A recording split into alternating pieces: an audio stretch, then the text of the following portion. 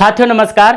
आज हम गुरुकुल ज्ञान गंगा चैनल में भारत के भूगोल की दूसरी वीडियो पढ़ने वाले हैं। इससे पहले हम एक वीडियो पढ़ चुके हैं। यदि आपने वह वीडियो नहीं देखी तो बेसिक भारत की नॉलेज जो है उस वीडियो में है। तो आज हम वहां से आगे के बारे में पढ़ रहे हैं। भारत के भूगोल में कौन कौन सी महत्वपूर्ण चीज़ें होनी है। देखिए, पिछली वीडियो में हमने बात की थी भारत की स्थिति कहाँ पर है वर्ल्ड मैपिंग में, और भारत कहाँ से कहाँ यानी किस खंड से टूट करके कहाँ तक पहुँचा था, इस बारे में डिटेल में डिस्कस किया था।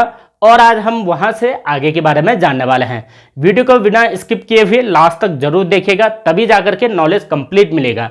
क्योंकि कई लोग जो है आधे में छोड़ देते हैं, तो भाई ऐसे करके वीडियो बिना कंप्लीट देखे हुए संपूर्ण जानकारी नहीं मिलेगी। टॉपिक जब आगे को बढ़ रहा है तो उसमें कई चीज़ें बीच में इंपॉर्टेंट फैक्ट्स आते हैं। हो सकता है कि आपने इससे पहले ये चीज़ें पढ़ी हो, लेकिन कुछ चीज़ें बहुत इंपॉर्टेंट अभी भी हैं जिनको आप अगर वीडियो में देखोगे तभी जाकर के पता चलेगा।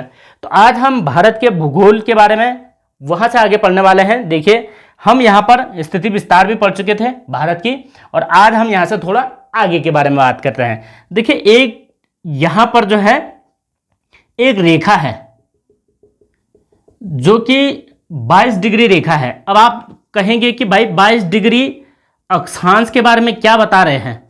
आप ये समझ रहे हैं कि भाई 23.5 डिग्री है कर्क रेखा, लेकिन 22 क्या बता रहे हैं। एक्चुअली 22 डिग्री रेखा वह रेखा है जहां से भारत का जो दक्षिणी भाग है वह संकरा है। ये क्वेश्चन को हमेशा अपने दिमाग में बैठाए रखना कि 22 डिग्री अक्षांश रेखा से दक्षिण की ओर भारत का जो आकार है वह संकरा है। अदरवाइज अगर आप यहां से उत्तर की ओर देखें तो उसका विस्तार अधिक है। ये भी एक इंपॉर्टेंट क्वेश्चन हो जाता है। यदि इस भारत के बारे में और कुछ जाने हम तो टोटल क्षेत्रफल की बात करते हैं। तो भारत का जो क्षेत्रफल है, टोटल क्षेत्रफल, तो ये है 32,87,263 वर्ग किमी। इसका मतलब है भारत का जितना भी क्षेत्र है वो इतना वर्ग किमी है, केवल और केवल 32,87,263 वर्ग किलोमीटर। और ये जो क्षेत्रफल है ये दुनिया के हिसाब से 7वें नंबर का स्थान रखता है भारत, इतना क्षेत्रफल होते हुए भी। यानी भारत से पहले अभी 6 बड़े देश हैं, और ये क्षेत्रफल विश्व के हिसाब से अगर देखा जाए, विश्व के आधार पर यानी पूरे ग्लोब में जितने भी भूखंड है उनके आधार पर यह मात्र 2.43% होता है। 2.43%, यानी 2.5% भी पूरा नहीं है भारत का क्षेत्रफल दुनिया के क्षेत्रफल के हिसाब से। और इस क्रम में विश्व में भारत का जो स्थान है, विश्व में क्षेत्रफल के आधार पर स्थान जो है, क्षेत्रफल के आधार पर स्थान, यह आधार पर स्थान हो जाएगा 7वां सबसे बड़ा देश, 7वां सबसे बड़ा देश। अब यदि मैं क्वेश्चन करूं कि सबसे बड़ा देश कौन सा है क्षेत्रफल के आधार पर विश्व में, तो उसके लिए सही आंसर हो जाता है रसिया। देखिए, इसके लिए ट्रिक भी है, वो ट्रिक अभी बताता हूं क्या है। ट्रिक बहुत इंपॉर्टेंट है। ट्रिक के लिए मैं क्या करता हूं, यहां पर ट्रिक बनाते हैं। देखिए, ट्रिक इस प्रकार से होगी, रुक ऊंसा चीनी बरात आ गई। थोड़ा सा फनी ट्रिक है लेकिन बहुत अच्छी है। रुक ऊंसा चीनी बरात आ गई। भारत से बड़े देशों के बारे में बात कर रहे हैं, और ये जो ट्रिक है ना, ये क्षेत्रफल के आधार पर क्रमबद्ध तरीके से है। सबसे बड़ा रसिया ही है। देखिए, रू का मतलब हो गया रूस, को का मतलब हो गया कनाडा, यूएसए का मतलब हो गया USA, United state of America, या आप इसे अमेरिका लिख लीजिए। फिर उसके बाद दूसरा हो गया चीन, यहां से आगे, और बड़ा का मतलब हो गया ब्राजील, और आ का मतलब हो गया ऑस्ट्रेलिया। अब आप इनकी गिनती कर लीजिए, 1 2 3 4 5 6, और 7वां हो गया है हमारा भारत, क्षेत्रफल के आधार पर। और आप जनसंख्या के आधार पर तो जानते ही हैं, जनसंख्या में भारत सबसे टॉप 1 देश बन चुका है, और क्षेत्रफल में 7वां। इसका मतलब जनसंख्या विस्फोट की तैयारी में है भारत। ये तो होगी, देखिए ये हमने क्या बात कर दी, क्षेत्रफल की। तो क्षेत्रफल में 7वां सबसे बड़ा देश भारत है। अब देखिए जो ये 32,87,263 वर्ग किलोमीटर है, ये कंप्लीटली हमारे पास नहीं है। देखिए क्यों नहीं है, यहाँ पर हम बात करते हैं। यहाँ आपने देखा होगा ये पूरा का पूरा जो क्षेत्र है ये विवादित है। विवादित का मतलब है ये वाला हो जाता है POK, पाक ऑक्युपाइड कश्मीर, यानी पाकिस्तान अधिकृत क्षेत्र। पाकिस्तान अधिकृत क्षेत्र हो गया है। पाकिस्तान अधिकृत कश्मीर हम ये कह सकते हैं, क्षेत्र या कश्मीर जो भी है। यहां पर है ये वाला जो एरिया है ये आता है अक्साई चीन, अक्साई चीन। और ये वाला एक यहां छोटा सा टुकड़ा पहले था, ये वाला है गिफ्टेड, या हम ये सकते हैं गिफ्ट। अब कैसा गिफ्ट और किसको गिफ्ट, देखिए ये वाला जो क्षेत्र है यह है 78,114 वर्ग किमी।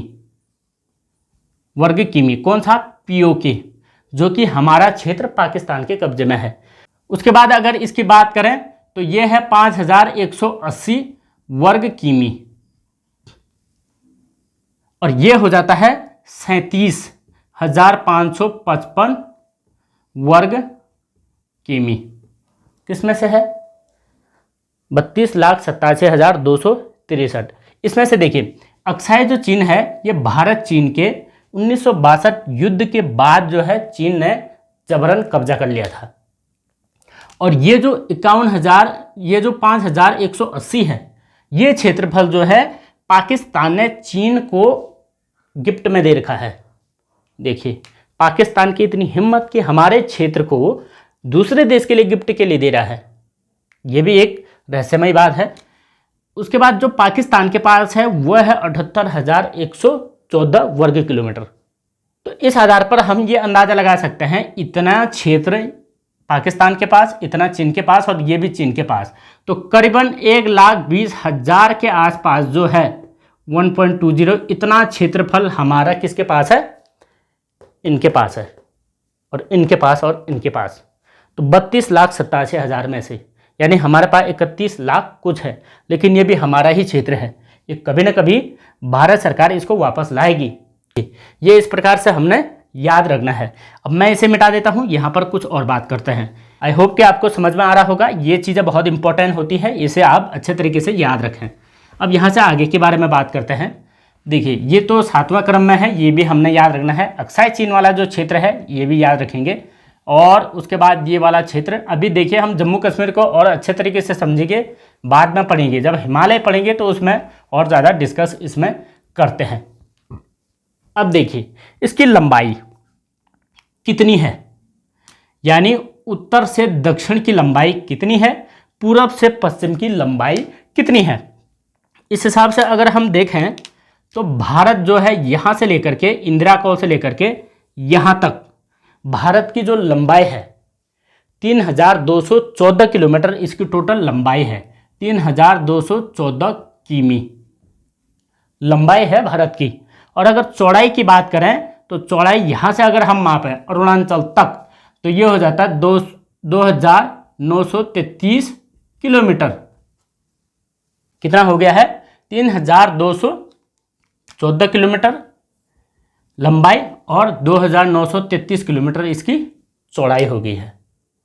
यदि अंतर की बात करें दोनों में कितना अंतर है, तो अंतर ये कभी कभार पूछा जाता है, भारत के लंबाई और चौड़ाई में अंतर कितना है, तो 281 किमी हो जाएगा लंबाई और चौड़ाई में अंतर। अब देखिए जो ये लंबाई और चौड़ाई काउंट किया जाता है ये भी अक्षांश और देशांतर के आधार पर किया जाता है, क्योंकि आप ये अंदाज़ा लगाइए कि भाई यहाँ कन्याकुमारी से लेकर के यहाँ इंदिरा कॉल तक कोई फीता लेकर के तो जाएगा नहीं। जब फीता लेकर के नहीं जाएगा तो ये जो दूरी निकाली जाती है ये अक्षांश और देशांतरों के आधार पर ही निकाली जाती है। उस पर भी बात करेंगे कैसा होगा, लेकिन उससे पहले कुछ अन्य लाइंस के हम बारे में बात करते हैं। देखिए एक रेखा जिसे हम सभी जानते हैं यहाँ से गुजरती है, जो कि भारत को 2 बराबर हिस्सों में बांटता है, उसका नाम है कर्क रेखा। कर्क रेखा। अब कर्क रेखा 23.5 डिग्री पर है, 23 डिग्री 30 मिनट। और कर्क रेखा से नीचे मैंने बताया था आपको कि 22 डिग्री एक लाइन है, जिस 22 डिग्री लाइन से भारत का जो दक्षिणी भाग है वो संकरा हो जाता है, और यहाँ पर संकरा कम है, तो संकरा क्षेत्र 22 डिग्री से होता है। ये कई बार क्वेश्चन पूछे जाते हैं। अब देखिए ये कितने राज्यों से होकर गुजरती है, ये सबको याद होता है भाई। ये जो कर्क रेखा है भारत के 8 राज्यों के बीचों बीच से गुजरती है। 8 राज्य इसमें आते हैं, यानी 8 राज्यों को टच करते हुए गुजरती है। अब इसे याद कैसे करेंगे भाई? अभी तो हमने एक ट्रिक देखी थी जिसमें हमने भारत से 6 बड़े देशों के बारे में पढ़ा। अब यहाँ पर देखते हैं कि भाई 8 राज्य जो भारत के हैं, जो कर्क रेखा से होकर, जहाँ से कर्क रेखा गुजरती है, उनकी ट्रिक कैसे याद होगी? तो उनका सरल सा एक फार्मूला है, बहुत ही ईजी है। उनको किस तरीके से याद रखना है?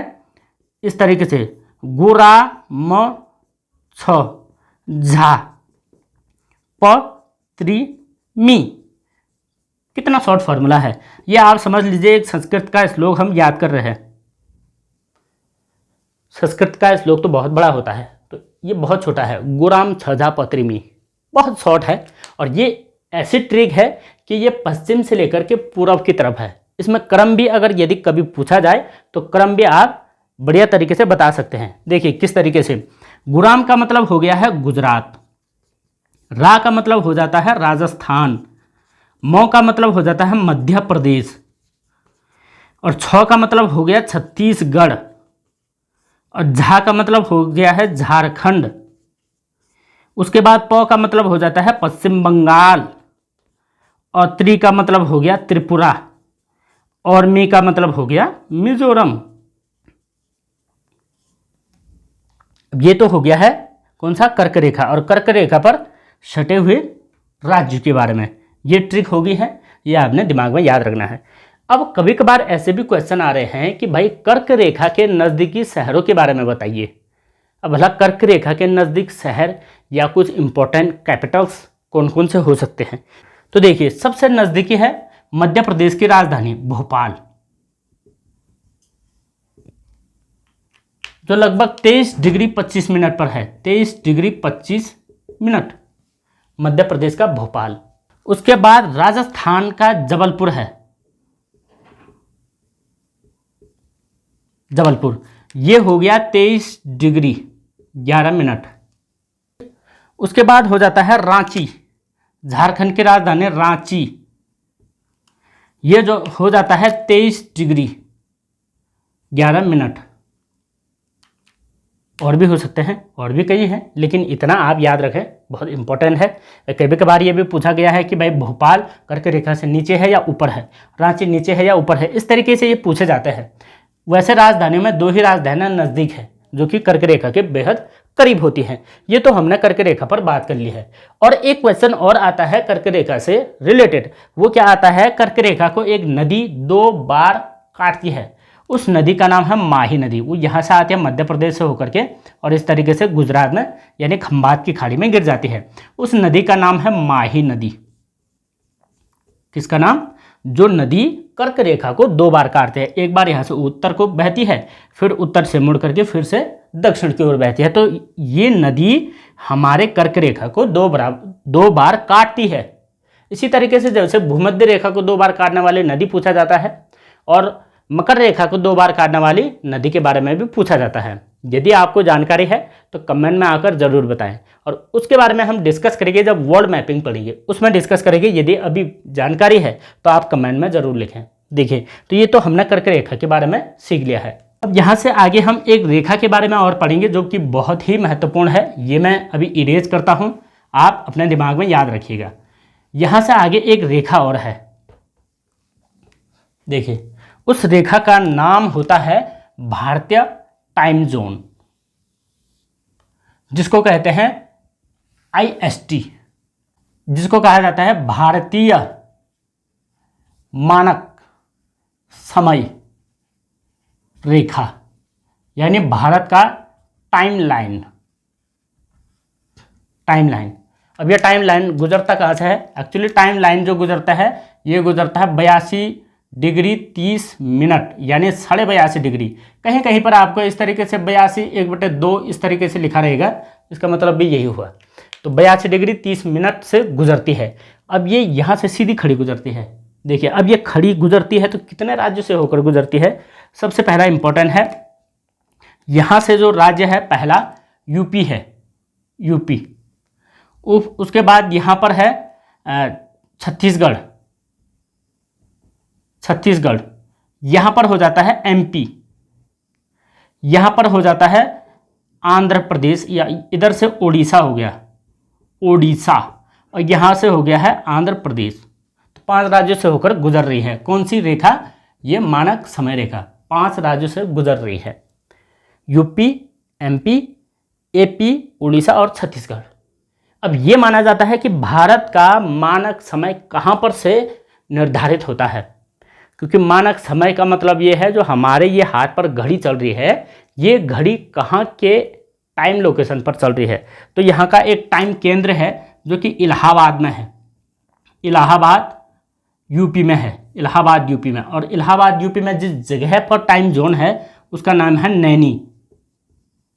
नैना मत समझ लेना, ये है नैनी। तो नैनी से हमारा टाइम सेट होता है पूरे भारत का वॉच। हमारे पास मात्र एक ही टाइम जोन है पूरे भारत का, यानी हमारी जो राष्ट्रीय घड़ी निर्धारित होती है वो नैनी से होती है। जबकि कई देश ऐसे हैं, अमेरिका जैसे देश ऐसे हैं जिनके पास की 6 से 7 टाइम जोन हैं, अलग अलग सिटी एरिया के अलग अलग टाइम जोन। उससे क्या होगा, देखो अलग अलग सिटी का अलग अलग टाइम चलेगा, लेकिन हमारे पूरे भारत में एक ही टाइम चलता है। जितना अभी हमारे पास उत्तराखंड में टाइम हो रहा है वही टाइम गुजरात वाले का भी होगा, वही टाइम केरल का भी होगा, कर्नाटक का भी होगा और अरुणाचल प्रदेश का भी होगा। हाँ, इतना हो सकता है कि हमारे यहाँ धूप लेट में छुपती है और अरुणाचल में पहले छुप गई होगी, ये होता है। लेकिन ये टाइम जोन के बारे में हमने सीखना है। तो इसे इस तरीके से लिखा जाता है, IST कहा जाता है, इंडियन स्टैंडर्ड टाइम। तो जो इंडियन स्टैंडर्ड जो टाइम लिया जाता है वो टाइम कहाँ से लिया जाता है?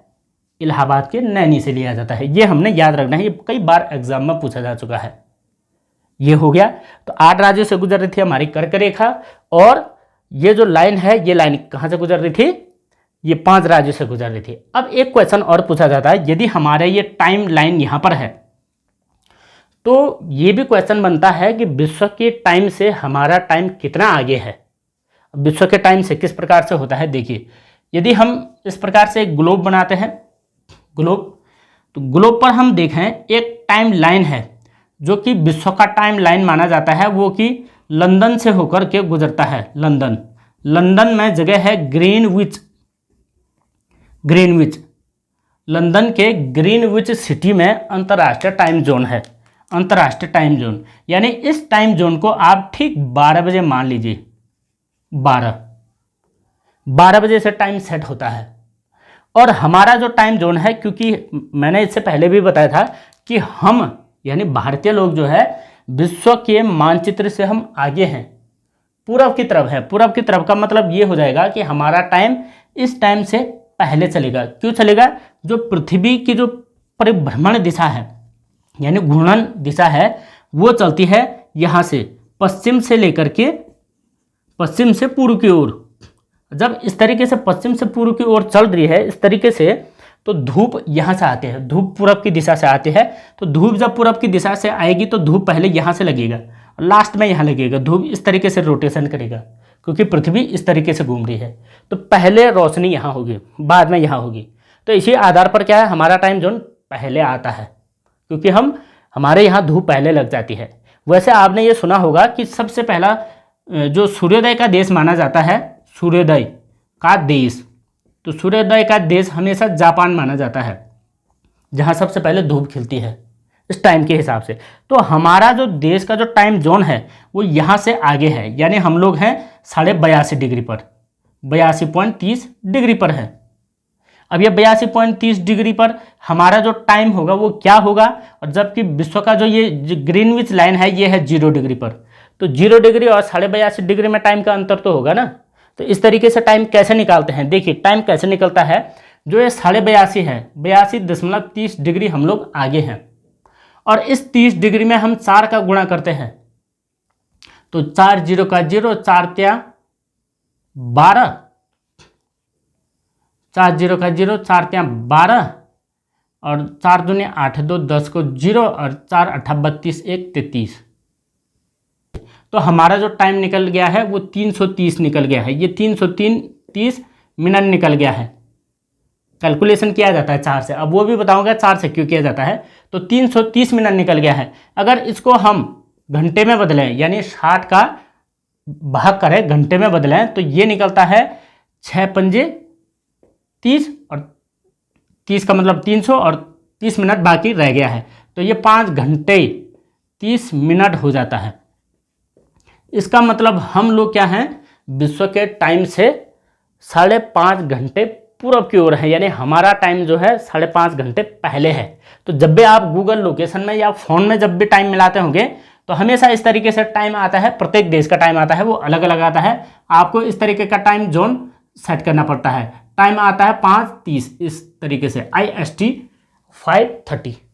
ये हमारे जब हम टाइम सेट करते हैं तो उसमें आ जाता है। इसका मतलब क्या है, ये जो अक्षांश, ये जो देशांतर रेखा है, इसी देशांतर रेखा के आधार पर हमारा टाइम फिक्स है, जो कि दुनिया के टाइम से यानी ग्रीनविच के टाइम से 5.5 घंटे आगे है।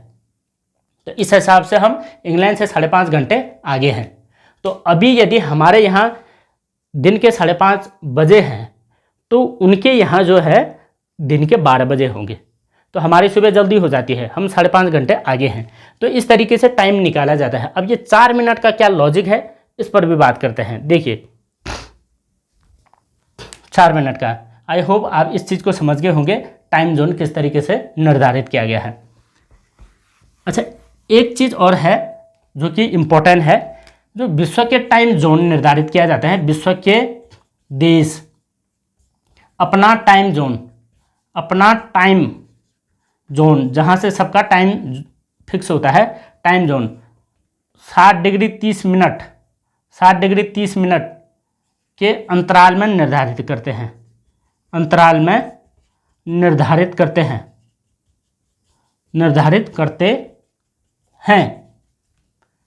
अब 60 डिग्री 30 मिनट का क्यों है? 60 डिग्री 30 मिनट का मतलब होता है प्रत्येक देश का जो टाइम होगा दूसरे देश से तकरीबन 30 मिनट टाइम आगे या पीछे होना चाहिए। 30 मिनट अंतर होना चाहिए, अंतर होगा, कम से कम 30 मिनट का अंतर होगा ही। इस हिसाब से अगर आप इसमें भी 4 का गुणा करें तो 30 मिनट निकलता है। इस प्रकार से विश्व का टाइम हमेशा 60.5 डिग्री के अनुपात में बांटा जाता है। तो ये तो हो गया भारत के टाइम की बात। अब देखिए एक क्वेश्चन टाइम को लेकर के और आता है जो कि हर बार पूछा जाता है कि भाई भारत का पश्चिम से पूरब में कितना टाइम का अंतर है। तो ये विश्व के हिसाब से तो हम समझ गए, ये टाइम निकालना भी हमें आ गया है कि भाई 82.5 को हम 4 से गुणा करेंगे। 4 इसलिए क्योंकि 4 का भी एक लॉजिक है। देखिए किस प्रकार से, आखिर 4 क्यों, ये हम इतना समझ गए हैं। अब यहाँ से आगे बात करते हैं। देखिए किस प्रकार से आखिर 4 क्यों है और क्या होता है इस 4 का मतलब, ये भी हम मिटा देते हैं क्योंकि हम इतना तो समझ चुके हैं। अब यहाँ बात करेंगे भारत का पश्चिम और पूरब में कितना टाइम का अंतर होता है। 4 का आखिर इसलिए है क्योंकि 4 मिनट बराबर होता है 1 देशांतर। अर्थात आप ये समझ लीजिए, यहाँ अगर ये 2 देशांतर हैं, 2 देशांतर रेखाएं हैं, तो 2 देशांतरों के बीच, दोनों के बीच में जो है 4 मिनट समय का अंतर होगा, मिनट का अंतर होता है। यदि हम 2 देशांतर, एक देशांतर से दूसरे देशांतर में देखें तो 4 मिनट समय का अंतर होता है। तो इस हिसाब से कई बार ये भी पूछा जाता है कि भाई यदि एक देशांतर में 4 मिनट का अंतर हो रहा है, यानी 2 देशांतरों के बीच में, तो 1 घंटा कितने में होगा? तो 1 घंटा का अंतर कितने में होगा? तो 1 घंटे का जो अंतर होता है वो आप अंदाजा लगा लीजिए। 4 मिनट बराबर 1 देशांतर यदि हो रहा है तो 4 गुणा गया 15 बराबर 60 हो गया। तो 60 मिनट हो गए 1 घंटा। इसका मतलब क्या हुआ, 15 देशांतर में 1 घंटे का अंतर होता है, समय में होता है 1 घंटे 15 देशांतर में। यानी अगर हम वही 0 डिग्री से अगर आगे चले, 0 1 देशांतर 2, देशांतर 3, 4, 5, 6 ऐसा करके 15 तक चले तो इतना में 1 घंटे टाइम का अंतर होगा। यानी अगर 0 डिग्री पर 12 बज रही है तो जो अगला 15वां देशांतर होगा वहां पर 1 बज रही होगी, इस हिसाब से। तो हमारा तो जो है 82.5 है, तो भाई 82.5 को अगर कैलकुलेट करेंगे तो 5.5 घंटे निकलता है।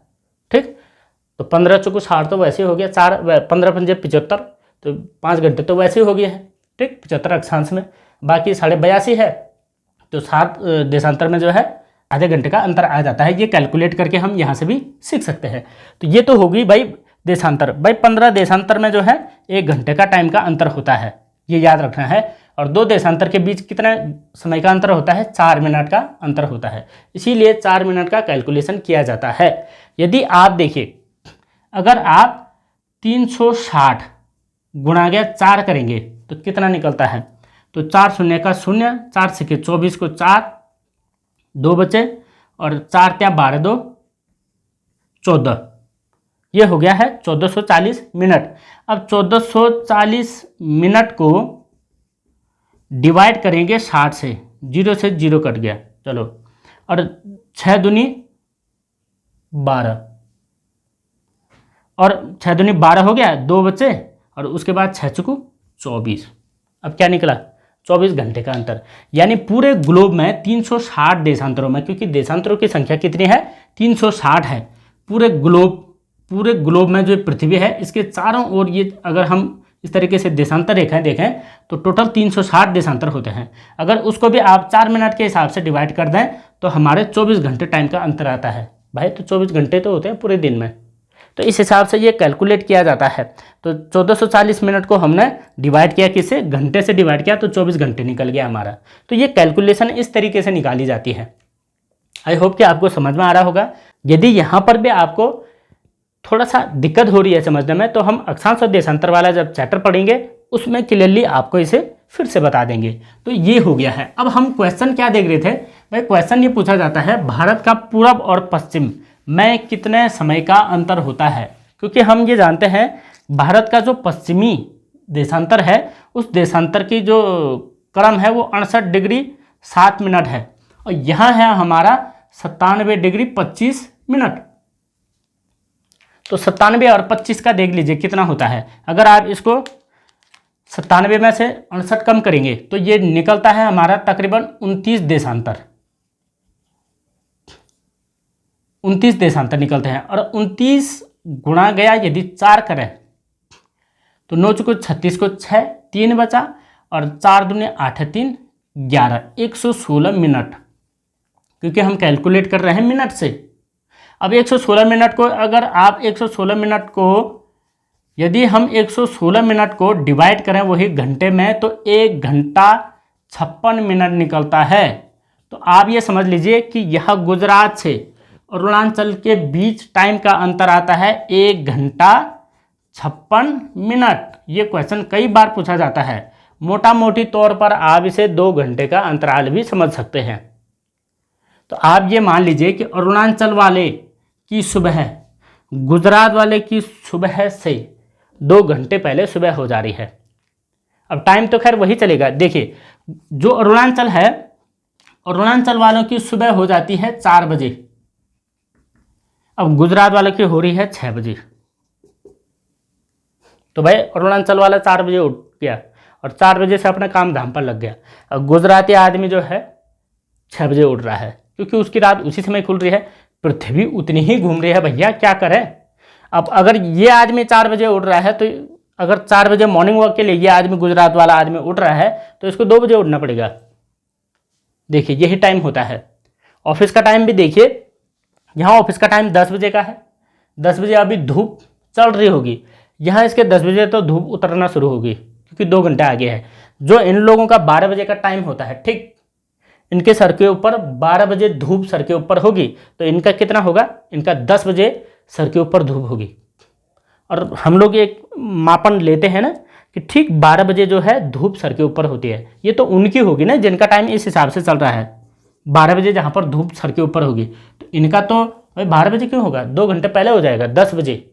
तो इस हिसाब से टाइम का अंतर हमने समझना है पश्चिम से पूरब की ओर। ये तो हमने बताया था कि भाई यहाँ पर एक जगह है जिसका नाम है वालांगू, वालांगू, और इधर का नाम है गोरामोता।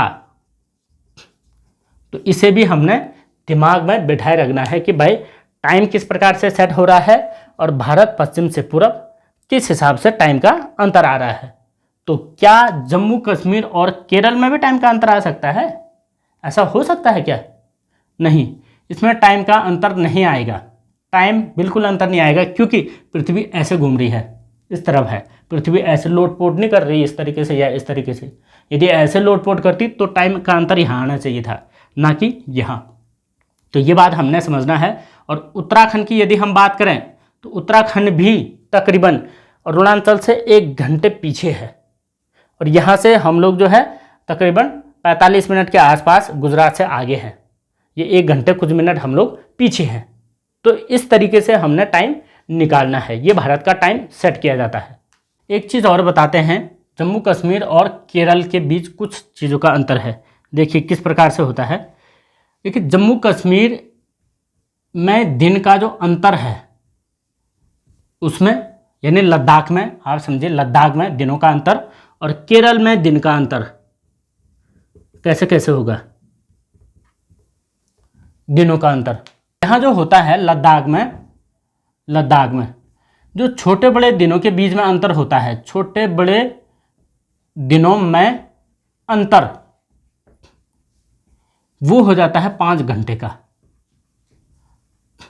अब केरल में जो छोटे बड़े दिनों का अंतर यहाँ होता है, छोटे बड़े दिनों का अंतर वो हो जाता है मात्र 45 मिनट का। अब ये क्या लॉजिक है भाई, ये तो बड़ा डिफिकल्ट है। कैसे छोटे बड़े दिनों का अंतर, ये ऐसे कैसे होता है?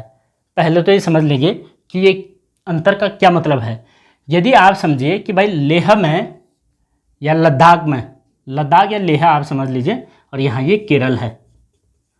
लेह में मतलब सबसे टॉप में तो लेह होगा, ये लेह की बात है, लद्दाख को हम हटा देते हैं।